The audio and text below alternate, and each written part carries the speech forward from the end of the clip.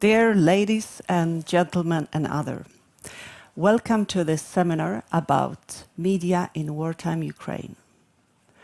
Wars are always fought, both on the battlefield and in people's minds.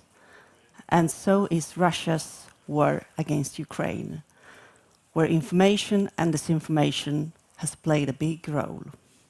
And today here we will discuss the challenges for media in wartime, as well as strategies for Ukrainian media outlets that have coped with these difficult challenges. My name is Joanna Korosh. I'm an advisor on freedom of expression here at Sida at the Euro-Latin department. In our panel today, we have the privilege to present Kristina Havrilyuk, who's a journalist and news editor at the public broadcasters Spilne. Unfortunately, Kristina could not join us physically today due to illness, but she participates online. We have Ksenia Ilyuk, researcher at Detector Media, a Ukrainian media watchdog NGO specializing in combating disinformation and working for media literacy. And Olga Serova, who is a media expert and program officer at the Swedish Embassy in Ukraine and works with implementing Sida projects in the sphere of media. Before I start, I want to encourage those of you that are here physically to think of if you have any questions to our panel, because there will be time for you to ask questions after the presentations. And now I would like to start by showing you a short video that will give you a sense of reality that Ukrainian journalists face today when they report from the war. And the female journalist that you see in this video is our guest, Kristina Havrilyuk.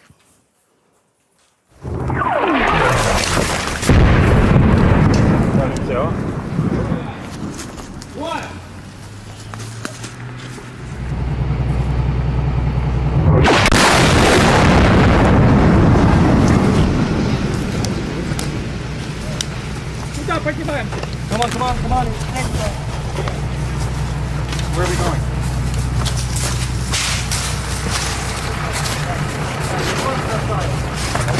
Его.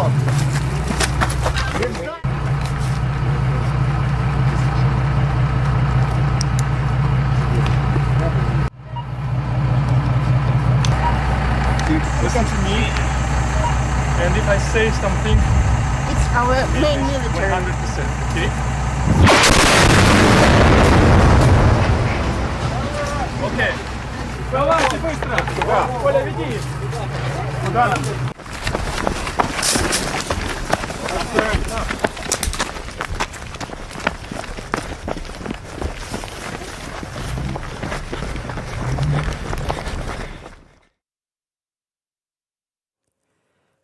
Now I would like to invite Kristina to tell us about her experience reporting from the war and specifically from her work in the occupied territories.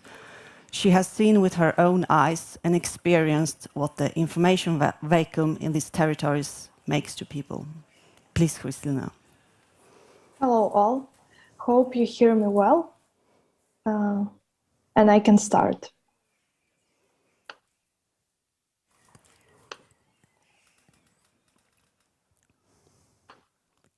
Yes, please do.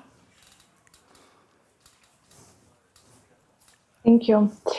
I mentioned today that previously when Ukrainian journalists took part in such events, they talked about distribution, media formats, monetization. Now we face another problem, the problem of survival. First of all, physical, as well as survival of our media. According to last United Nations report, 17 journalists died while working in Ukraine during these 4 months. 2,000 more soldiers at the front line. My colleagues and I came under artillery fire in Lysychansk, where at that time stayed 10,000 civilians. You just saw this video. There were no military facilities or positions near us. It was the city center.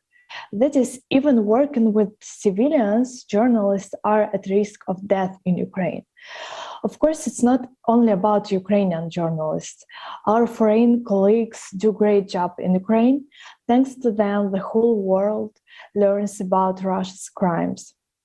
Both Ukrainian and foreign journalists have common problems: security, logistics, and access. However, what differs is that Ukrainian journalists have to cover the war against their own people. And in fact, the previous 8 years of war in Donbass did not fully prepare us. We have to do a lot of emotional work, talking with people in places like Donbass is right now. There are civilians in some places stay without drinking water, food, and connect with the outside world. They're disoriented, despairing, and unable to get any information. In Lysychansk, local gave me notes with phone numbers of their relatives, saying they are alive and well. When these people find themselves under occupation, pro-Kremlin media make clips in which they allegedly welcome the Russian army. And we, Ukrainian journalists, lose contact with them and, of course, access to these territories. This spring, I have been in small mining town Vuhledar in Donbass. It stayed on the demarcation line and was shelled every day. But there were no battles in the city. At that moment, really vulnerable people remained there. For your understanding, this is a small town that has always been connected to occupied Donetsk. Relatives of locals who live there, they work at Russian channels and separatist media, as well as telephone operators of separatists. Even before the full-scale invasion, it was under Russian propaganda. On the first day, I spoke with the locals, and most of them believed that the town was being shelled by the armed forces of Ukraine. The next day, when 3 people were torn apart by a shell in the cry for water, we decided to return in Vuhledar. And the same people told us, "Oh, we thought it was you who led the military on us, but you returned, so maybe no." Naturally, I feel really despair when Ukrainians do not trust Ukrainian journalists and then the Ukrainian armed forces. However, we continue to go to such places primarily because of our job. But next to that, when things go really bad, our visits are also a sign that these people are not indifferent. Public broadcaster where I work has department in each oblast in Ukraine. Yesterday, Russians started broadcasting propaganda from our studio in occupied Kherson, which was seized previously. Most of our journalists left the city, but some remain. I can go into details about their work for security reasons, but they continue to do news online and talk about life in occupation. Last month, our colleague, an engineer, was kidnapped by released in several days. We also know about kidnapping of other journalists and activists. It is clear that no one media can freely work in Kherson. Our journalist who still remain there says that information has become more important than bread, but there is not enough bread in the city. Today, I want to say that it's not easy for journalists in Ukraine. We had to cover Bucha and Irpin, the occupation of Kherson, the killing of civilians in Donbass. I would like to say on the one hand about the courage of my colleagues, and on the other about professionalism. In this war of survival, journalists report facts supported by evidences, but not emotions, however difficult it may be. It was the biggest challenge for me personally, and a number of media in Ukraine cope with it. So I'm really proud of. Thank you.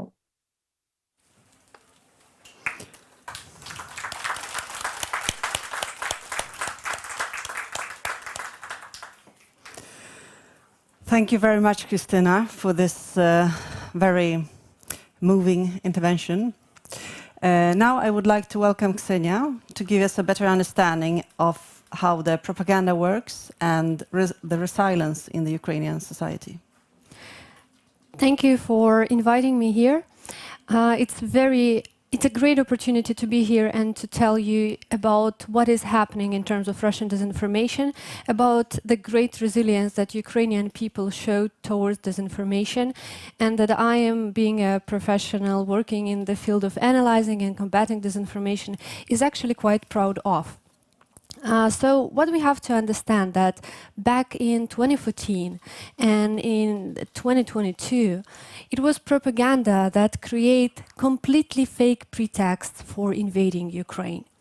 It was the propaganda that for years been telling Russian people that Ukrainians are Nazis, that Ukrainians are not humans, that Ukraine should not exist as a nation and mainly should be eliminated for some greater cause.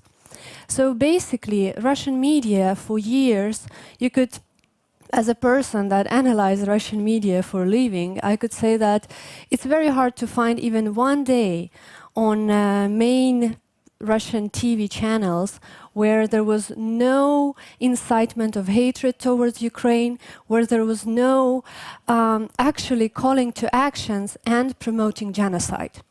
That is why I believe that Russian disinformation, Russian propaganda, as well as Russian propagandists should be held accountable for war crimes as well. Because it was not Putin who actually raped girls in Bucha. It was Russian soldiers and Russian people fueled by Russian propaganda for all these years. So this is when we talk about Russian propaganda and disinformation for Russian people. And I should say that the Russian propaganda targeting Ukrainians is quite different. So actually, Ukrainians back in 2014 banned Russian TV channels in Ukraine. And then we had experience in 2021 of banning pro-Russian TV channels in Ukraine that were basically proxies of Russian media in Ukraine, pretending to be media. And actually, we've got very heavy criticism from our European colleagues for that. And I could agree that the procedure was not perfect, and this is something we should work on. But I can say from the reality that when the full-scale invasion started, I cannot imagine what we would do if we would have these Russian lies coming from TV, from that can be easily accessed in every house. So this is also a very important thing to remember, that Russian propaganda should not be discussed in the realm of freedom of speech, because it has nothing to do with the freedom of speech, and it has nothing to do with quality journalism or journalism at all. So basically, when the full-scale invasion started, we already had, to some extent, cleared information environment on the TV. So basically, it actually had some pretty good results as well, because even before the full-scale invasion, Russian disinformation was failing in Ukraine.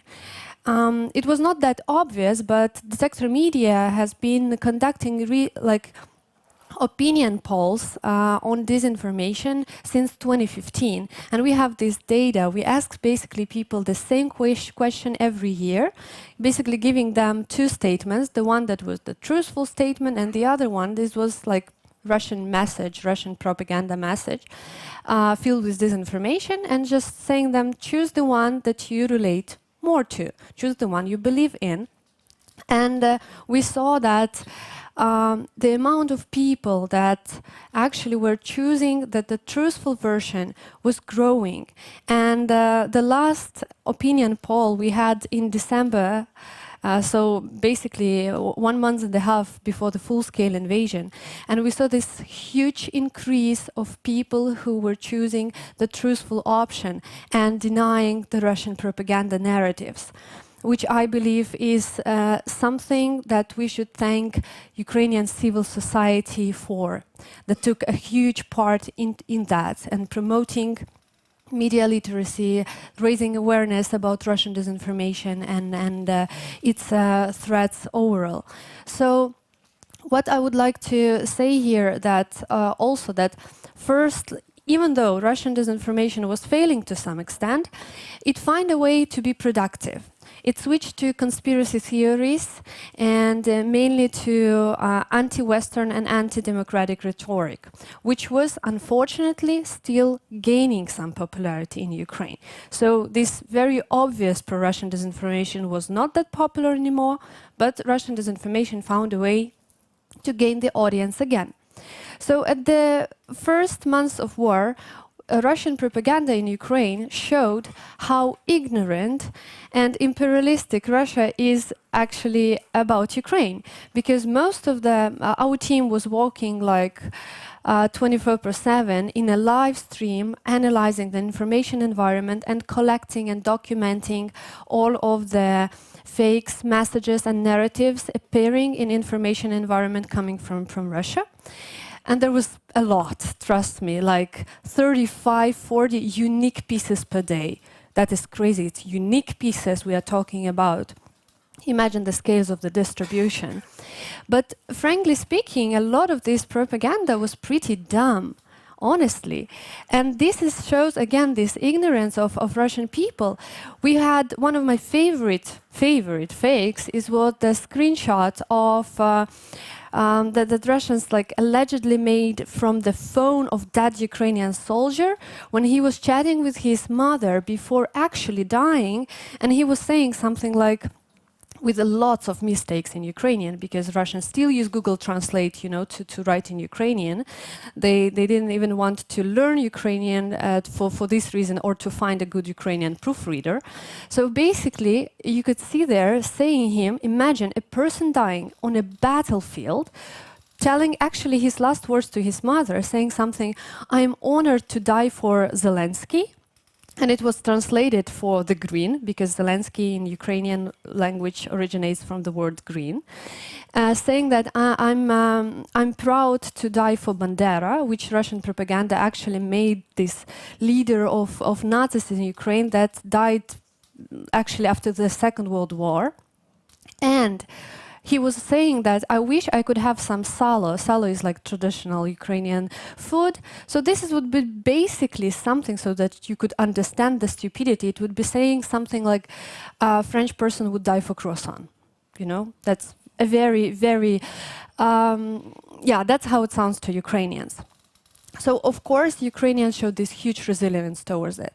And again, when you have the threat awareness, you know exactly that this is coming from Russia. And you see this huge difference from Russia saying that we are not targeting civilians, but when you look outside of your window, you see that your house being crashed. That's kind of a hard, you know, it's harder to believe to some Russian lies after you see it with your own eyes and you are being affected with your own eyes.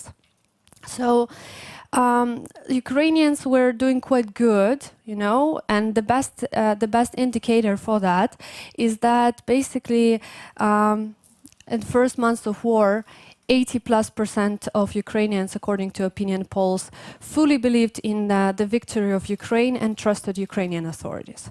And I think this is the best indicator showing that Ukraine was doing good in terms of combating Russian disinformation. But of course, Russian disinformation evolved. You cannot see that dumb Russian propaganda anymore. It's getting more sophisticated, mainly doing what it knows the best, inciting hatred among Ukrainians, and basically targeting one groups, you know, making them make faults with other groups, like one Ukrainian refugees, like trying to make faults with Ukrainian refugees inside the country and the one that went abroad, and so on and so forth. So basically, trying to divide the society as much as possible with a lot of fakes and things. But the thing is, and that's basically the key to Ukrainian resilience, is that something very hard for Russians to comprehend, is that Ukraine and Ukrainian information environment is very decentralized, which is the opposite to Russian one. So what we saw, that Russians started bombing TV towers. They expected that, okay, we're going to destroy the TV tower, the flow of information from Ukrainian side is going to disappear, and we're going to basically just spread our propaganda there and control the territory. But then, they did not expect that Ukrainians had so many ways to overcome that, and that basically, like, one of the great examples of this cooperation and resilience was that top media operators, mobile phone operators, which are basically competitors all the time, they came together and said, okay, we're going to unite our networks so that despite of the operator that you use, you can connect to any signal and you can get any signal from anywhere, which I think is fantastic. Also, we had an initiative on the TV marathon when a lot, like, also key Ukrainian channels united. I don't think we have much time to talk about that. I would really talk about that more, but do ask questions, please, because these are all very big topics and issues we could dig into. So there are some things with the TV marathon right now in terms of journalistic standards, and we as a media watchdog in Ukraine dare to follow that, to influence that and to make the broadcast better and actually do not follow some propagandistic passes that, you know, sometimes could be very natural when you're at war. But again, Ukrainian civil society is on guard, doing its best to actually guard that. And the second thing of Ukrainian resilience is actually about the expertise of the civil society. For these years, Ukrainian civil society is like a very professional network of people and individuals that know exactly like what they are doing and how they are doing. So they've been investing a lot for preparing Ukrainians to this, conducting trainings, analyzing disinformation, and many, many more activities. I'm not gonna go in there, but just in the first days, Ukrainian civil society was the one that united the volunteers all around the country. I personally had just average Ukrainians writing me on Facebook, on WhatsApp and others saying like, I want to help. I want to spread truthful information about what's happening in Ukraine for Ukrainians, for foreign audience. We are even ready to do that for Russians. So we had like thousands. It's very hard, you know, to even count all that people that were just really ready to commit and to help the truth to be actually at the core of what we are doing and what we are fighting for. And Ukrainian civil society was the center that united all these people. And that's how we had some kind of a consensus and unification of the messages. And it was very natural. It's not like you should not think that there is some council of civil society that writes the message box or so. No, it was very, very natural and very organic, especially when you hear the bombs outside of your apartment and it's happening 24/7. So, and the final thing I would like to say that threat awareness and understanding that disinformation actually kills is something that Ukrainians had paid a huge price for, but we do have this understanding. And here the proactive communication and pre-banking played a crucial role. And just one final example is that Ukrainian security services were saying that, okay, we have intel that Russia is preparing a deepfake of Zelensky saying we have to surrender. And Ukrainian civil society was like, okay, we are completely not ready for the deepfakes. I mean, like average population, especially the population that has not gained any kind of training on media literacy or anything. I could just simply imagine half of my family actually being completely ignorant about the deepfakes and having no idea what is that. So imagine them seeing Zelensky talking on the TV and saying, okay, let's surrender. That could be a huge disaster, you know, especially for the older population that find quite challenging the technology and how to double check information and so on and so forth.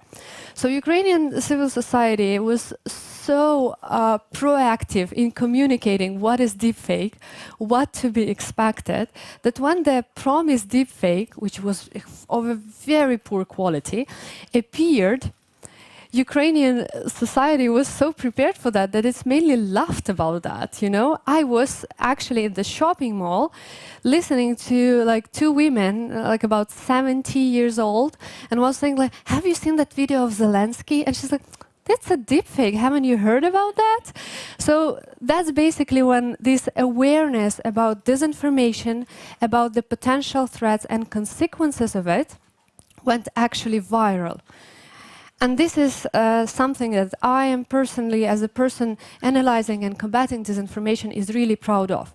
Because that's the dimension that we all should live in, that the disinformation and propaganda is not something far away from us. It just basically affects our everyday life. And I would be very glad to answer your questions and to give more details on some of the things I flagged out here. Thank you.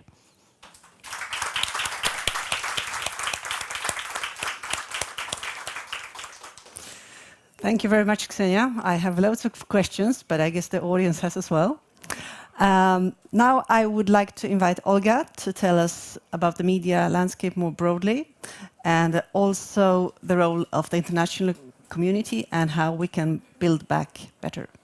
Please, Olga. Thank you, Joanna. And before I touch upon the war situation, I would like to highlight the significant pre-war achievements of Ukraine in the freedom of the media. We have all recently witnessed the candidate status of being granted to Ukraine in the EU. And we have to be aware that the positive opinion of the European Commission, it was not a political decision only. A lot has been achieved by Ukrainian media stakeholders, and I think in this room we all also have to be aware that Sweden has contributed, and there are many building blocks actually over the recent years that we have contributed to, including building up the youngest public broadcaster in Europe, Suspilne. We also Christina reporting today. Suspilne has only 5 years of history, but Sveriges Radio has been very helpful from the very first days of its operation, actually, in providing peer-to-peer support and innovative approaches and building up its digital platforms that now most of the Ukrainians are using in the wartime situation. And we also were focusing a lot on right to information, with Sweden having the oldest right to information in the world. A support to Ukrainian champions was immense also, and when the law on access to information was adopted, it was among the top 10 in the world in terms of quality. And also countering disinformation was another strong priority for us, working together with the media watchdogs, with civil society, but also with government. When the government was ready to build up new institutions to counter disinformation, we were the first ones among the first ones to step in, and we continue working with them shoulder to shoulder. So the entry points before the war were already quite significant, and I think we need to be aware of that, and that Sweden also has contributed to this success. With the start of the full-scale Russian invasion earlier this year, it indeed became the survival year for journalists and media outlets, and Christina pointed that out. Both physically and economically, multiple channels sprang up, and the most vulnerable groups are local and hyper-local media. They are at risk of extinction in the most war-affected areas, I would say. And journalists are also among the biggest risk groups. And particularly editors-in-chief, in the areas where the occupation risk nears. To be able to continue their work and to be able to report for their audiences. Some of them they're informed and they're being evacuated, but the media outlets continue their operation for their audiences, trying to rely on the networks of local sources, and this is the case for Mariupol, for example, and other cities. it's important for them to stay alive and continue working. So local and hyperlocal media are, I would say, the biggest risk group again. Crimes against freedom of speech continue to be committed on the Ukrainian territory as we speak now, and 32 journalists have been killed by now. Overall, this is the information also confirmed by Ukrainian Ministry of Information Policy as of last month. And there are the types of crimes that are being registered by Ukrainian counterparts of Reporters Without Borders include murders and threats, shelling of filming crews, as you have seen on the video earlier, cyber attacks on Ukrainian media websites, broadcasting signal disruption, bombing TV towers, media outlets, some of them have to close, and they close down and stop their operation. TV towers obviously are among the critical infrastructure, even in the cities in Western Ukraine. We often see warnings that people who live in the areas around the TV towers in the cities have to relocate, because there's often a threat of missile attacks on the TV towers. And in the main one in Kiev was also bombed, as Christina mentioned, as well as the headquarters of the public broadcaster, the main building was shelled, so now the main challenges for the media managers are how to arrange the broadcasting, in a secure way with the backup scenarios in place. I would also like for us to understand what is happening with the people, with the audiences, as we say, how people consume information differently in the wartime realia now. And even before the war, online media and social networks started to dominate. Before 2019, Ukraine was a so-called TV country, as we say, but after 2019, more and more audiences moved online, and it's commendable that the public broadcaster, with the Swedish support, has built up its digital platforms to be there early enough, and to provide content via their websites and also social media in an effective way. But you also have to be aware when you look into the social media landscape that Telegram is a phenomenon that is specific to that region. So it's the leading platform now to consume media in Ukraine, with Facebook being the second one. Telegram, it's 83% of Ukrainians that consume news from Telegram, with Facebook having only 58%. So there's a big difference. So basically with Telegram, when you deal with big tech, if there are allies of dialogue with Facebook and Twitter and the others, with Telegram you're dealing with a black box, so to say. It's much more difficult to search for. There's a lot of anonymity there. There's also some room for disinformation there. So it's moving online enabled people to get information, but at the same time we see challenges coming up with this type of media consumption via Telegram and Facebook. We see also that in the besieged and occupied territories, people were mostly resorting to radio and also, again, the social media, Telegram. And we hear a lot of witness reporting that Christina mentioned this challenge in her intervention, that the information vacuum and lack of information about what is going on is probably one of the worst threats that they are facing. Equally comparable to lack of food or water, because lack of information, this information vacuum breeds fear, uncertainty.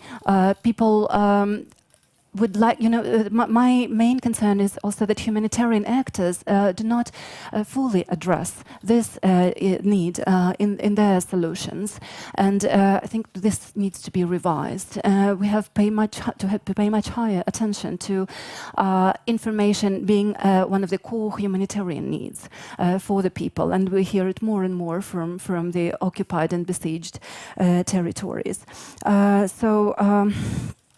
Also, in terms of the audiences, we also see that after the 4 months of war, when it's switched to protracted phase, people are being bombarded with news as well are getting tired of it. They are getting psychologically tired of it. And we see that there is less and less news consumption. People just are getting away from the news content after the 4 months. Initially, at the start, in the first months, we saw peaking numbers, but now it's very difficult. Also, I need to mention that obviously audience measurements and proper metrics are hardly possible in the current realia. So we rely on some fragmented data, including by the public broadcaster, that are trying to understand what is happening to the people. So, and IDPs, and Ukraine has more than 6 million internally displaced persons within the country. Those who moved from the most war-affected regions to Western Ukraine, they consume radio and online mostly. And we also see the high level of trust for all the audiences to the public broadcaster. And public radio also has the highest out of all the radio stations level of trust. This is according to the fragmented data we receive.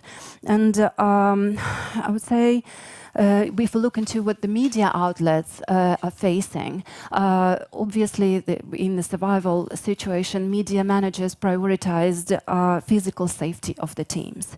So the needs that the media have often incur relocation to safer regions, equipping studios in the bomb shelters, because you need to continue news broadcast even during the missile attacks, the new IT infrastructure, some new cloud solutions, new office spaces, new hubs in the new areas where you move the editorial offices, new equipment. So all of these needs become primary, as well as support for content production operations, engaging with bigger platforms, and I mentioned Telegram already. So the advertising revenues that were one of their key sources of income was gone with the start of the war, almost totally. And in the month of June, we already see first signs of recovery in the advertising market. So we hope that it will come back slowly, at least to a certain extent, to provide for the survival of the media outlets. But currently, we have to recognize that donor funding is a major lifeline even for the most sustainable online media, even for the leading ones, even the bigger channels, TV channels resort for support. When we zoom in and look into how the journalists work, many of them have been working 24/7, regime under extreme stress, continuing to report from bomb shelters. Many of them also are going through personal trauma, losing their family members in the most war-affected regions.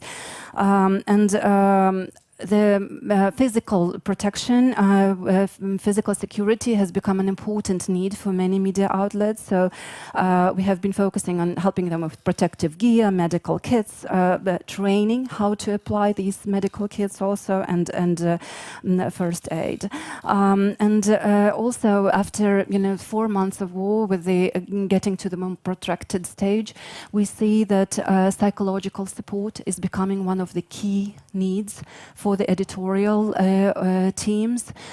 We see burnouts, we see PTSD, and physical exhaustion. The public broadcaster has got a full-time psychologist on their payroll, I think 2 weeks ago. So basically these needs come up. And as to the next cooperation between the media, Ukraine has been a democratic state with strong horizontal cooperation. So already Ksenia mentioned the examples of the marathon, and that's unprecedented cooperation between NGOs, the regional media, the media donors that we can meet on bi-weekly basis. So I think it's these horizontal multi-layer cooperation also contributes, to the survival and their recovery. But when Sweden also in these months has focused on support to the public service media ecosystem, the needs of local media in the most war-affected regions, and institutional support to civil society that works on the future frameworks for Ukrainian media, like EU acquis alignment in particular, and countering disinformation has been another priority for us.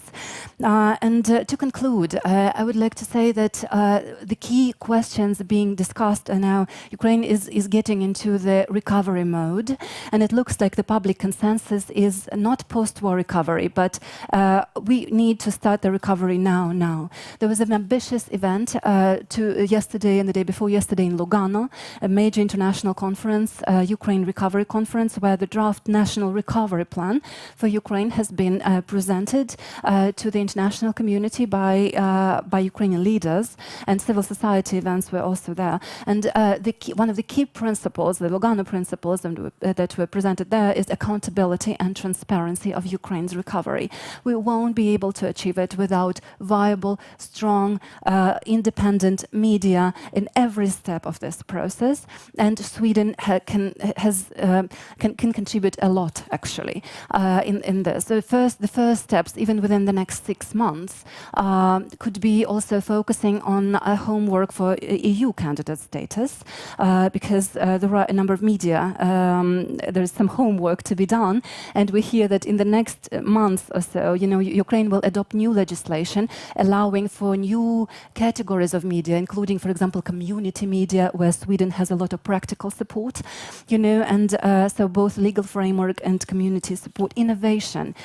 Ukraine will start building up from scratch a number of areas, including audience measurements and metrics, for example, and good innovative digital solutions, platform neutral ones, use of AI for news media so that people could consume quality media better, could be good allies of support. And so the main issue is obviously recovery in the new social economic realia, the media struggling how to get their audiences back from this Telegram, and other solutions. So basically this helping them to build up their new lifelines in the new social economic realia with relying on quality analysis would be key way for our support. And in the end, I would like just to say that Pulitzer Award to Ukrainian journalists this year has been given, in a very well-deserved way for every Ukrainian journalist, because they are facing the utmost professional challenges. And let me also thank all the Swedish journalists and the Swedish media outlets and the editors who expressed solidarity, helped, reported from the ground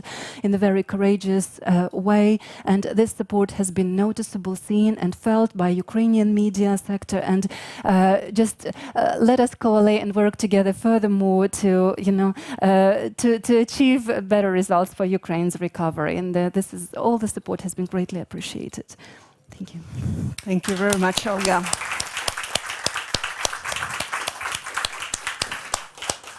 Thank you very much. And thank you, the audience. We have time for one question, I think. So don't be shy, please. Do we have a mic?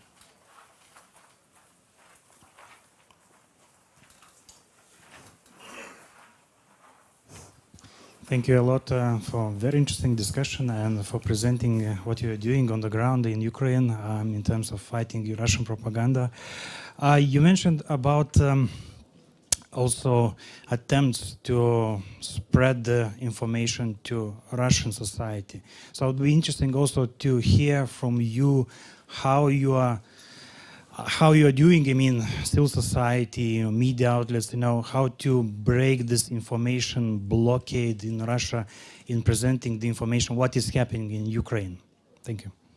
Thank you very much. Thank you for this question. I would divide this approach into two things. We have the technical way, this is one part of a story. I would not focus on that. It's basically about the access to platforms, broadcast and things.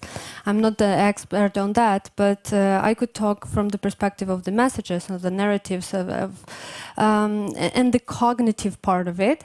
So basically when the full-scale invasion started, what we and I was also personally doing, and a lot of disinformation volunteers from Ukraine, what we are doing is mainly trying to reach Russians in any form, contacting relatives, going into comments on Instagram and Telegram, writing to every public email that was just available on any Russian website, saying like, look what is happening in Ukraine, just sending them footages. Moreover, I could now speak about it openly, what some of the information volunteers did. They were so desperate to tell this to Russians, because at the first days of war, we had this idea that if we're gonna reach them, they're gonna protest and they're gonna stop the war. And some of them even were finding the mothers of the dead soldiers and notifying them about that, sending the pictures and the proofs. But what we got as a feedback is very disappointing, because mainly they were repeating narratives of propaganda. They were feeling very comfortable in that, and they did not want to, acknowledge the reality. And what is more important, they do not want to have any kind of responsibility in that. So we have to sum up, but I will be here and I could tell you more about that after. Thank you very much. Thank you, Ksenia. Thank you, Olga. Thank you, Christina. And thanks to the audience for listening. I hope that this seminar has inspired you to seek more knowledge and do what you can do in your life to continue supporting Ukraine, Ukrainian freedom of expression, and the freedom of expression in the world broadly. Thank you very much.